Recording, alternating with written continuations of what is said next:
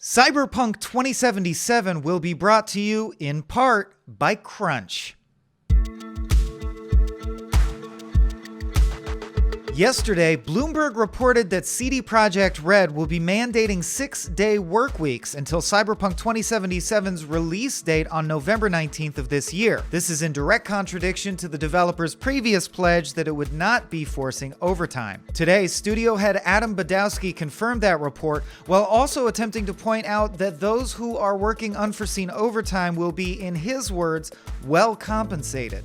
The studio has previously received criticism for its crunch policies, mandating employees put in extra work hours that sometimes stretch into months of prolonged work and time away from their lives and families. To clarify, crunch culture is used here to describe a mandatory period of prolonged excessive overtime, often resulting in 90-plus hour work weeks during development leading up to a game's release. Recent examples include notable crunch from Rockstar leading up to the release of Red Dead Redemption 2, Epic's staff requirements around Fortnite, several titles developed by Telltale Games, and others.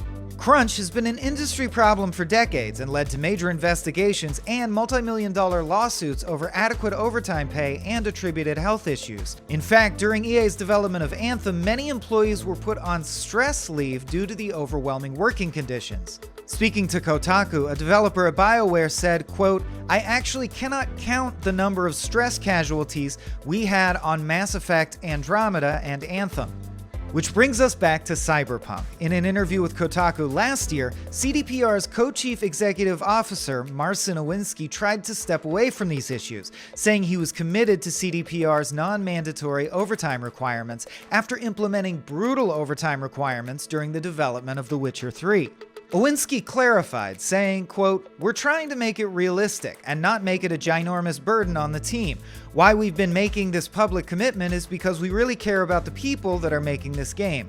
It's not me coding personally or painting something, it's the super talented folks that decided to join us, and I want to make sure they feel taken care of and respected." Closer to release, however, and it seems the situation has changed. Bloomberg reports that a CD Projekt Red employee said that some employees have been working nights and weekends for over a year. This employee also shared an email to the dev's staff, in which studio head Adam Badowski said, quote, "Starting today, the entire development studio is in overdrive," going on to say, "Your typical amount of work and 1 day of the weekend. I take it upon myself to receive the full backlash for this decision," he wrote.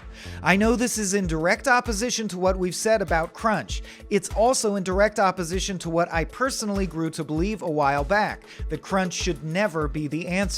But we've extended all other possible means of navigating the situation." This move inspired much seemingly expected criticism from members of CDPR's audience and other folks in the industry.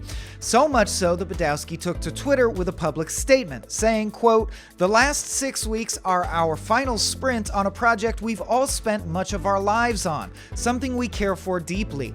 The majority of the team understands that push, especially in light of the fact that we've just sent the game to certification, and every day brings us visibly closer to shipping a game we want to be proud of. This is one of the hardest decisions I've had to make, but everyone is well compensated for every extra hour they put in.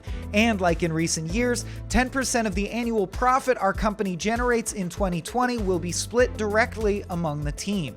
Badowski's tweet was met with mixed reactions from fans and remains part of a larger and complex story that continues to divide gamers. The first quarter of 2020 saw the highest video game spending in US history, yet developers like Activision, EA, and others laid off hundreds of employees in recent years.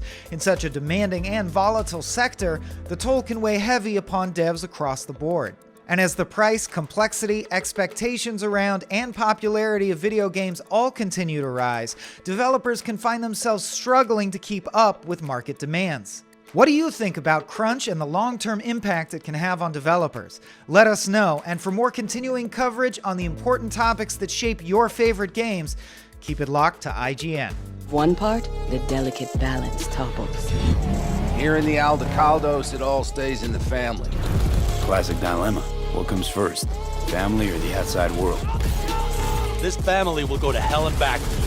Everyone in this city lives in their own bubble, and either you fly high or sink into quicksand.